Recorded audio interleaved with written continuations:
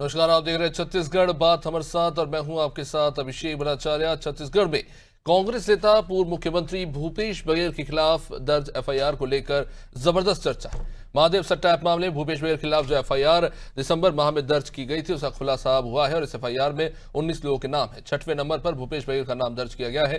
CBI ने दावा किया कि भूपेश बघेल करीब 6,000 करोड़ रुपए के इस घोटाले के लाभार्थी थे। इससे पहले छत्तीसगढ़ पुलिस की आर्थिक अपराध शाखा भी इस घोटाले में दर्ज एफआईआर में भूपेश बघेल का नाम शामिल कर चुकी है और इस घोटाले की रिपोर्ट स्पेशल कोर्ट को भी सौंपी जा चुकी है।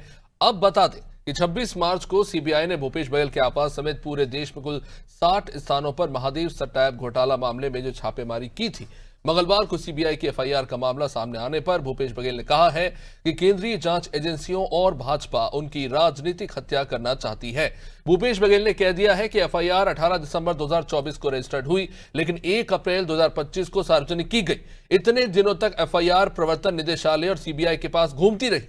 भूपेश बघेल ने शुभम सोनी का नाम एफआईआर में नहीं होने पर भी सवाल उठाया, जिस पर पलटवार करते हुए भाजपा नेता और छत्तीसगढ़ के स्वास्थ्य मंत्री श्याम बिहारी जायसवाल का कहना है कि विष्णुदेव साय की सरकार छत्तीसगढ़ के सभी घोटालों की जांच केंद्रीय एजेंसियों से करवा रही है और देश के संविधान और कानून से बढ़कर कुछ नहीं। बघेल के आरोप पर भाजपा ने कानून की दुहाई तो दी, लेकिन सवाल यही है कि कानून के शिकंजे में महादेव ऐप के सभी अपराधी और सबसे बड़े चेहरे क्यों नहीं आ रहे हैं, अभी तक क्यों सामने नहीं आ पा रहे, उनको क्यों पकड़ा नहीं जा पा रहा और जो विदेश भाग चुके हैं उनको लाने के लिए क्या कदम उठाए जा रहे हैं। इसी पर चर्चा करेंगे। उससे पहले बयानों पर एक नजर। ये भारतीय जनता पार्टी की माननीय विष्णुदेव साय जी की सरकार है और सरकार जब से आई है तब से, चाहे वो हेल्थ में घोटाला हो, चाहे पीएससी का घोटाला हो, चाहे महादेव सट्टा ऐप हो, चाहे आबकारी विभाग में घोटाला हो, किसी भी प्रकार के घोटाले को सरकार जो है लगातार मॉनिटरिंग कर रही है और उसको जिस लायक जो जांच एजेंसी है उससे जांच करा रही है। सीबीआई महादेव सट्टा ऐप घोटाले का जांच कर रही है और उस जांच में भूपेश बघेल जी के ऊपर भी, जैसा मीडिया और उसमें भी आ रहा है, हम लोग देख रहे हैं कि उनका भी नाम आ रहा है। तो निश्चित रूप से कोई कितना ही बड़ा ताकतवर व्यक्ति क्यों ना हो, देश के कानून और संविधान से बड़ा कोई नहीं है। जो भी देश की जनता की, राज्य की जनता की गाढ़ी कमाई को उसको लूटने का काम करेगा या राज्य के जो नियम है उसके विपरीत अपने पद का या सत्ता का दुरुपयोग करके या पावर को दुरुपयोग करके कोई भी जनप्रतिनिधि या अधिकारी ऐसे कृत्य करेगा तो उसके ऊपर कार्रवाई सुनिश्चित है। आज मीडिया में फ्रंट पेज में सारी खबरें हैं जिसमें मुझे भी आरोपी बनाया गया 6वें नंबर पर, जबकि ये एफआईआर है 18/12/2024 का, पिछले साल का है और पब्लिक में आज दिया गया। दूसरी बात यह है कि भारत सरकार के पास कोई कानून नहीं है। ये कानून जो है 1867 गैम्बलिंग एक्ट अंग्रेज़ों के समय का है। मतलब भारत सरकार के पास गैम्बलिंग के लिए कोई कानून नहीं है और आज तो ऑनलाइन बेटिंग हो रही है। तो सबसे पहला सवाल तो ये है कि ये ऑनलाइन गैम्बलिंग को लीगल मानती है या इलीगल मानती है,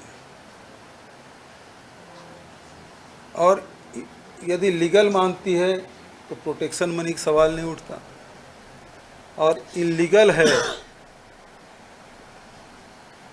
तो अभी तक चल कैसे रहा है। सवाल बड़े ही दिलचस्प है। कानून को लेकर जो सवाल उठा है कि राज्य स्तर पर तो कानून है बैटिंग को लेकर, ऑनलाइन बैटिंग को लेकर, लेकिन क्या केंद्रीय स्तर पर उस पर कानून है, जिसका सवाल भूपेश बघेल ने उठाया है। और अगर ऐसा नहीं है तो फिर किस बात की प्रोटेक्शन मनी, भूपेश बघेल ये सवाल पूछ रहे हैं। लेकिन सवाल यही है कि तमाम जो आरोप लग रहे हैं, तमाम जो कड़ियां हैं, वो घूम फिर कर भूपेश बघेल की ओर क्यों इशारा कर रही है। तमाम सवालों पर जवाब लेंगे। तौकीर रजा हमारे साथ बीजेपी से, जावेद खान हमारे साथ कांग्रेस से, के शर्मा वरिष्ठ पत्रकार हमारे साथ जुड़ चुके हैं। आप सभी मेहमानों का बहुत बहुत स्वागत। सबसे पहले सीधे कांग्रेस से ही आज सवाल होगा, क्योंकि लगातार हम इस बारे में बात करते रहे कि जांच हुई, घर के अंदर छापे पड़े, ये जो कार्रवाइयां हुई उसका क्या नतीजा निकला। कौन से तथ्य निकलकर सामने आए, सार्वजनिक रखे। अब ये एक एफआईआर जावेद साहब निकलकर सामने आई है जो काफी समय पहले की है और इसमें भूपेश बघेल को जो है आरोपियों में शामिल किया गया है। क्या अब कांग्रेस को ये खतरा सता रहा है कि भूपेश बघेल की गिरफ्तारी हो सकती है छापेमारी जो हुई है उसके बाद, क्योंकि अब ये डोमेन पब्लिक डोमेन में अब ये आ चुका है। क्या ये डर सता रहा है और कहीं ना कहीं ये कांग्रेस की छवि को नुकसान पहुंचाएगा? नमस्कार अभिषेक जी, आपको, आपके सभी दर्शकों को, साथ ही मीडिया पैनलिस्ट को भी मेरा नमस्कार। देखिए, देश की आजादी से पहले हम अंग्रेजों से लड़ रहे थे और आज देश की आजादी के बाद आज 10 सालों से हम अंग्रेजों के अपडेट वर्जन से लड़ रहे हैं। ये वो अपडेट वर्जन है जो पूरी तरह से अंग्रेजों के दिखाए हुए रास्तों पर चल रही है। जिस तरह से आजादी से पहले कोई आवाज उठाता था तो उसे कुछ भी आरोप लगा करके उसे जेल में ठूस दिया जाता था, उसे फांसी पर चढ़ा दिया जाता था, उसे आजीवन कारावास दे दिया जाता था। आज वही कार्य जो कोई भी इस भारतीय जनता पार्टी की सरकार के खिलाफ आवाज बुलंद कर रहा है, उसे इसी तरह से ईडी, आईटी, सीबीआई के दम पर उसे दबाने का काम, कुचलने का काम, उसके ऊपर बेबुनियाद आरोप मढ़ने का कार्य ये सरकार कर रही है। अभी आपने कहा, एफआईआर का जिक्र किया, भूपेश बघेल जी ने जो पूछा वही सवाल मैं दोहराता हूं कि ये एफआईआर 18 दिसंबर 2024 को हुई। आज 1 अप्रैल को ये पब्लिक डोमेन में आई। अब तक इस एफआईआर को दबा करके, छुपा करके क्यों रखा गया था? दूसरी सबसे महत्वपूर्ण सवाल कि इसमें जो एक मुख्य आरोपी है शुभम सोनी, उसका पूरी एफआईआर में कहीं नाम तक नहीं, जिसके बयान पर भूपेश बघेल को आरोपी बनाया जाता है, उसको पूरी तरह से यह सरकार बरी कर देती है। और तीसरा सबसे महत्वपूर्ण सवाल के रवि उप्पल, सौरभ चंद्राकर, इनको आज से 6 महीने 8 महीने पहले यही सरकार कह रही थी कि हमने गिरफ्तार कर लिया है, प्रत्यार्पण करके हम देश लेकर के आ रहे हैं। आज तक वो लोगों को इन्होंने नहीं लेके आया।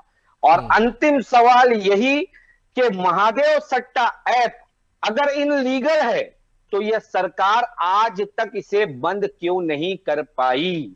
कुल मिलाकर के इस ऐप के माध्यम से कांग्रेस के नेताओं की, कांग्रेस पार्टी की छवि को धूमिल करने का कार्य यह भारतीय जनता पार्टी केंद्रीय एजेंसियों की मदद से विधानसभा चुनाव से पहले से करते आ रही है और आज भी कर रही है, क्योंकि इनके खून में अंग्रेजों का खून मिला हुआ है। ये उनके अपडेट वर्जन है।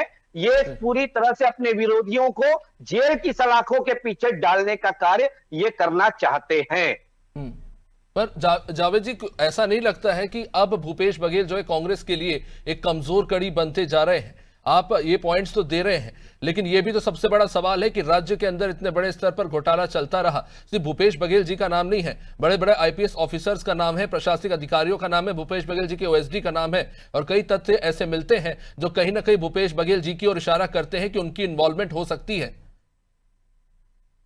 अभिषेक जी, कैसे भूपेश बघेल जी को लेकर के हम ये सोचे कि कांग्रेस पार्टी का नाम खराब हो रहा है? ये वही भूपेश बघेल जी हैं जो मुख्यमंत्री रहते हुए सबसे पहले महादेव सट्टा ऐप पर एफआईआर दर्ज करवाते हैं। ये वही भूपेश बघेल जी हैं जो 222 से ज्यादा एफआईआर दर्ज करवाते हैं, 250 से ज्यादा लोगों को पकड़ते हैं, 350 से ज्यादा इनके शासनकाल में अकाउंट फ्रीज किए जाते हैं। जबकि महादेव सट्टा ऐप तो 2016 में आरंभ हुआ। इसकी नींव रखने वाले तो हमारे भूतपूर्व मुख्यमंत्री रमन सिंह जी थे। कहीं ना कहीं उनके की नींव रखी हुई चीज को हमने तो सरकार आने पर उसमें रोक लगाने का कार्य किया। अब यदि कोई देश छोड़ करके भाग गया तो छत्तीसगढ़ सरकार के अधिकार क्षेत्र में तो यह नहीं आता कि वो दुबई जाकर के उसे पकड़ के लाए। हमारे कार्यकाल में हमने 2500 पत्र लिखे केंद्र सरकार को कि इनकी गिरफ्तारी की जाए। हमारे कार्यकाल में हमने 2500 पत्र लिखे कि महादेव सट्टा ऐप को बंद किया जाए। मतलब सीधी सी बात है, जब सैया भाई कोतवाल तो डर किस बात का। आज भारतीय जनता पार्टी के पास ईडी, आईटी, सीबीआई जैसे सैया बैठे हुए हैं, तो ये उनको अपने हिसाब से चला रहे हैं।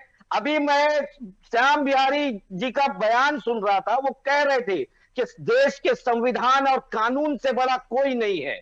बिल्कुल कोई नहीं है। कांग्रेस पार्टी का कोई नेता नहीं मानता देश के संविधान और कानून से अपने आप को बड़ा। लेकिन अगर कानून और संविधान ही है तो ये एजेंसियां रमन सिंह के कार्यकाल की भी जांच क्यों नहीं कर रही है? ठीक है, जवाब ले लेते हैं की जांच क्यों नहीं होती? तौकीर जी, दो मोटे सवाल जो पूछे गए हैं। एक ये कि एफआईआर जब इतने पहले दर्ज हुई थी तो अब क्यों सामने आ रही है, और दूसरा सवाल ये कि जिस शुभम सोनी का वीडियो आपने जारी किया, विधानसभा चुनाव में इतना हो हल्ला मचाया उस वीडियो को लेकर, 500 करोड़ की प्रोटेक्शन मनी लेने का तत्कालीन मुख्यमंत्री भूपेश बघेल पे आरोप लगा दिया, उसका नाम ही नहीं है एफआईआर में। ये क्या चमत्कार हो रहा है? देखिए, आप सभी को मेरा नमस्कार और आपके दर्शकों को भी मेरा नमस्कार। ऐसा है कि अभी भूपेश बघेल जी का मैं बयान सुन रहा था, पहले उस पर आऊंगा, कि वो बोलते हैं कि इलीगल है तो प्रोटेक्शन मनी फिर इलीगल कैसे हो गई है। तो इसका मतलब यह है कि प्रोटेक्शन मनी, आप वो एक तरह से अप्रोक्ष रूप से वो कबूल कर रहे हैं कि प्रोटेक्शन मनी उन्होंने लिया था, और कानून की उस धारा के अंतर्गत जो अंग्रेजों के बनाए के समय के जो कानून है उस पे अगर आपने कानून नहीं था, उसके हिसाब से उसमें जो सुरंग है उससे बच के निकलने के लिए आपने ऐसा प्रोटेक्शन मनी लिया। ये बताता है कि आप किस प्रकार से काम करें। आप पूर्व सीएम रहे हैं, संवैधानिक पद में रहे हैं, तो बता रहे हैं कि आपने किस प्रकार से रास्ता बनाने की कोशिश करी बचने की। एक बात। दूसरी बात ये बताते हैं साहब कि जो अंग्रेजों के समय की बात कर रहे हैं कि अंग्रेजों को साथ देना, और अंग्रेजों की बनाई हुई ह्यूम की पार्टी के लोग हमें ना बताए भाई साहब कि किस प्रकार से गद्दारी करे और किस प्रकार से कार्य करे। मैं उसमें अगर आना चाहूंगा तो बहुत बहुत सारी बातें होंगी।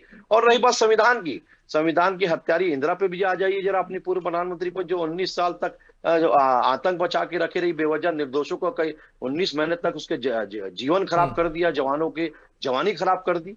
तो ये सब जो है आपने कानून को अपने हाथ में लिया, हमने कभी कानून को अपने हाथ में नहीं लिया। कानून को बाकायदा ये बता रहे हैं कि कानून आज कार्य कर रहा है, और कानून अपने गति से काम करते हुए वो एफआईआर अगर उसके खिलाफ की गई है तो उसके पास सबूत होंगे तब। सीआईडी या ईडी या आईटी अगर कोई कार्रवाई करती है तो कार्रवाई करने के पहले उसके पास जांच करती है, 3 महीना उसके पास समय रहता है, 90 दिन के समय उनकी अवधि रहती है, एक सिस्टम है उनका। आप ही ने बनाया, आप ही के समय की सीआईडी, आईडी और ईडी है। तो उन्होंने अगर काम किया तो जानकारी इकट्ठा एकत्रित करने के बाद कार्रवाई की है, तो एफआईआर करी, तो आज ये घबराने की अगर आवश्यकता क्यों? अगर इनको संविधान और कानून पे इतना भरोसा है तो धैर्य रखिए ना। अभी कानून आपका फैसला भी करेगा, आपका अदालतें खुली है, आपको लगता है अगर एक सवाल का आपने जवाब दिया, दूसरे सवाल का जवाब क्या है? शुभम सोनी का नाम क्यों नहीं है?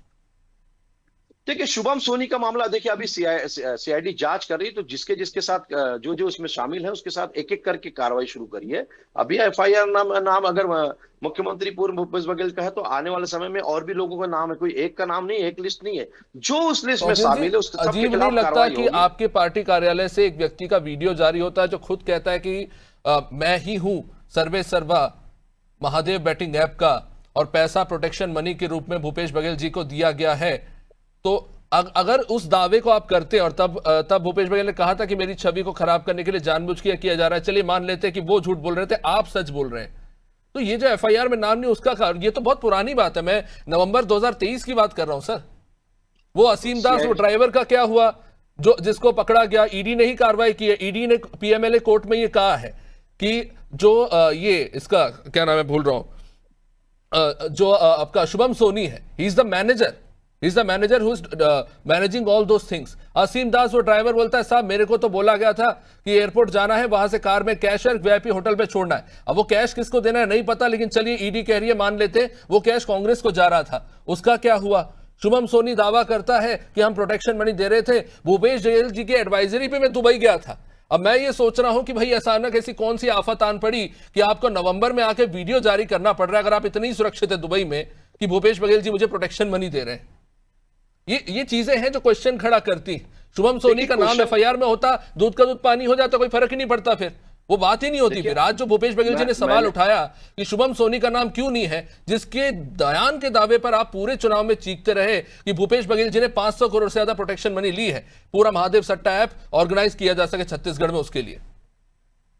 देखिए अभिषेक जी, एक बात बता दूं, अभी सीबीआई ने अगर आज कार्रवाई करी है तो एफआईआर दर्ज करी है, तो अभी वो शुरुआत करी है, तो बाकी लोग की कार्रवाई करेंगे। और यही ऐसी ऐसी हंसते थे अभिषेक जी, भूपेश बघेल जी भी, लेकिन उनके खिलाफ जब कार्रवाई हुई तो आज वो दूध का दूध पानी का पानी नजर आ रहा है। और आने वाले समय में जब उनके जेल के शिक्षों के नीचे पहुंचाएंगे तो वो भी समझ में आएगा कि किस प्रकार से कार्रवाई होगी। और मैं ये नहीं कहता कि शुभम सोनी अगर जारी करा है तो शुभम सोनी के लिए एफआईआर नहीं होगी, तो वो भी होगी। जो देखिए एक अच्छा, जितने लोगों का नाम है, मैं पहले ही कहा, फिर से कह रहा हूं, जितने लोगों का नाम है वो सबके लिए एफआईआर होनी चाहिए और बिल्कुल होगी। तो कानून अपना काम कर रहा है, आपको कानून का सम्मान करना चाहिए, ना कि ये बोलना चाहिए कि मेरी छवि को खराब करने की कोशिश। आपने छवि बनाई क्या?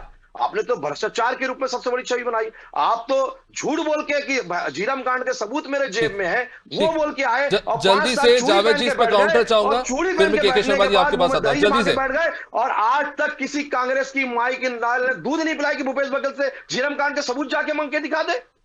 तो ये स्थिति बना दी। और आज ये बात कर रहे हैं, सुनिए तो अभी आप सुनिए, पहले मैं बता रहा हूं। तो ये स्थिति जो है किस प्रकार से हुई है वो आप समझ सकते हैं। तो ऐसी स्थिति आपने पैदा करी, भूपेश बघेल ने पैदा करी, और आज वो हम तो पहले बोले थे कि वैसे ये बातें जो तौकीर जी ने कही, ये कहां जा रही है मैं ये जानता हूं कि किस तरह से अचानक से भूपेश बघेल जी का छत्तीसगढ़ की राजनीति में नाम ऊपर आया। ये बंद कमरों में ही इस तरह की बातें होती है। लेकिन तौकीर जी आपने जो तर्क दिया झीरम को लेकर, कहीं ना कहीं मैं उस पर बात नहीं करना चाहता, क्योंकि ना उसके पास उसको लेकर ना तथ्य है, और जैसा कि आप खुद कह रहे हैं कि उस मामले का क्या हुआ हम नहीं जानते। लेकिन जावेद जी आपका कहना चाहिए, जल्दी से कहिए, फिर मैं केके जी आपके पास आता हूं। भूपेश बघेल की बात को फिर नकारिए। भूपेश बघेल ने झूठ बोला था, इस बात को मानिए। उस बात का तथ्य नहीं था। भूपेश बघेल प्रदेश अध्यक्ष थे उस समय के तत्कालीन, उन्होंने ये बात बोली थी, तो वे क्या उनके बात में कोई दम नहीं था? फिर 5 साल जब वो शासन में रहे कि वो सबूत पेश नहीं कर पाए। ठीक है, तो ये दिखता है कि आपने हमेशा झूठ बोला और झूठ की राजनीति करी, और उसके बाद भ्रष्टाचार की राजनीति करके आज जो है जेल में जाने के लिए तैयार बैठे। तो आप ये आरोप लगा। ठीक है जावेद जी आपके पास आऊंगा, बहुत देर से इंतजार करें। के शर्मा जी देखिए बहुत सारे तथ्य 2023 से हम निकल कर सामने आ रहे हैं, कड़ी से कड़ी मिलाते हैं तो कई सवाल बीजेपी की तरफ भी खड़े होते हैं और बहुत सारे सवाल कांग्रेस की तरफ भी खड़े होते हैं। इस बात से ये सवाल उठना तो लाजमी है कि शुभम सोनी का नाम क्यों नहीं है, लेकिन इस बात पर भी गौर करना होगा कि शुभम सोनी ने आखिर क्यों भूपेश बघेल जी का ही नाम क्यों लिया, क्यों 508 करोड़ रुपए का ही जिक्र किया। वो जो पैसा होटल के नीचे से बरामद हुआ, वो पैसा किसका था, किसको जाने वाला था, और उसमें बार बार भूपेश बघेल जी का ही नाम कर क्यों आ रहा है? जाहिर तौर पर यह सवाल तो उठेगा ही।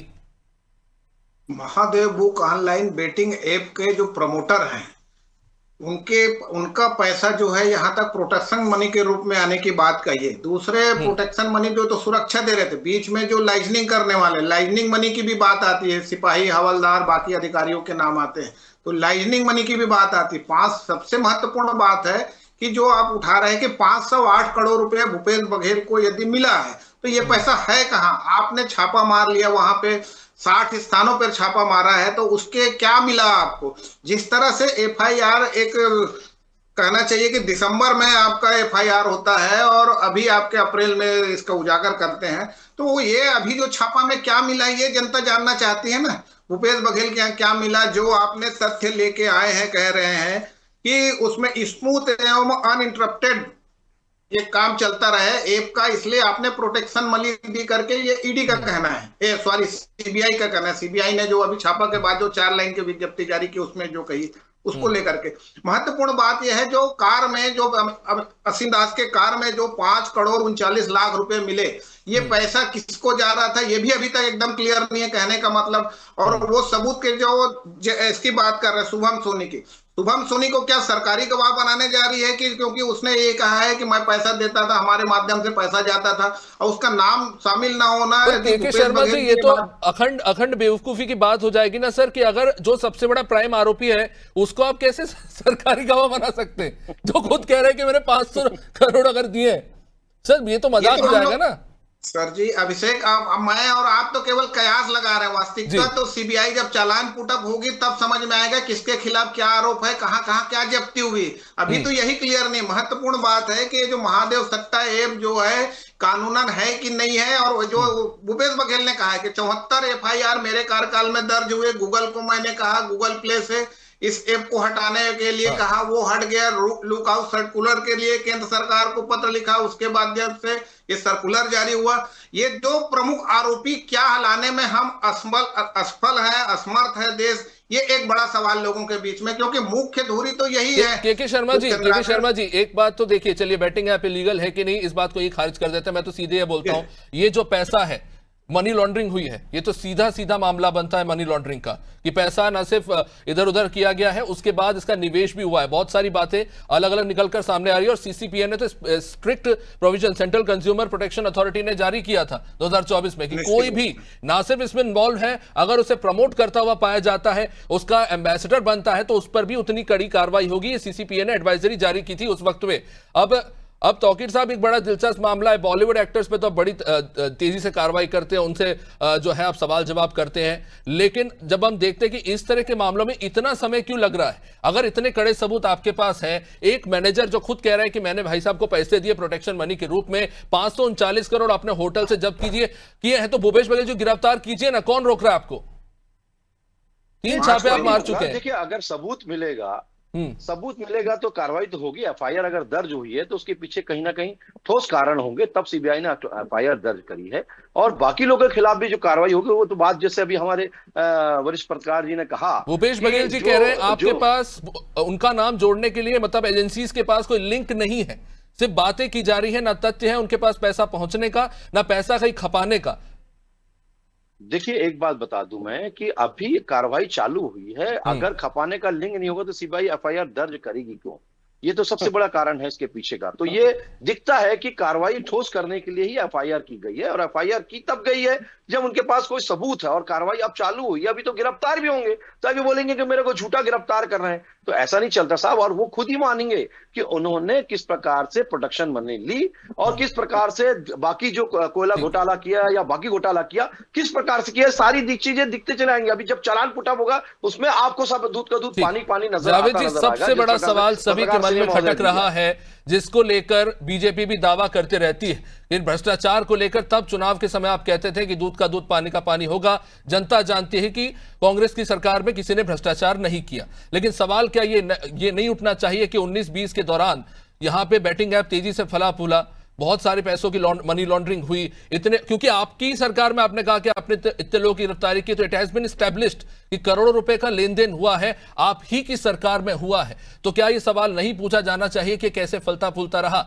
आज अगर आपके ही बड़े नेताओं के खिलाफ इस तरह के तथ्य मिल रहे हैं, तो क्या मान लिया जाए वो जो 74 एफआईआर थे वो सब एक दिखावा था? Was it just a hoax अपने आप को बचाने के लिए कि नहीं देखिए कार्रवाई तो हमने ही की थी शुरू?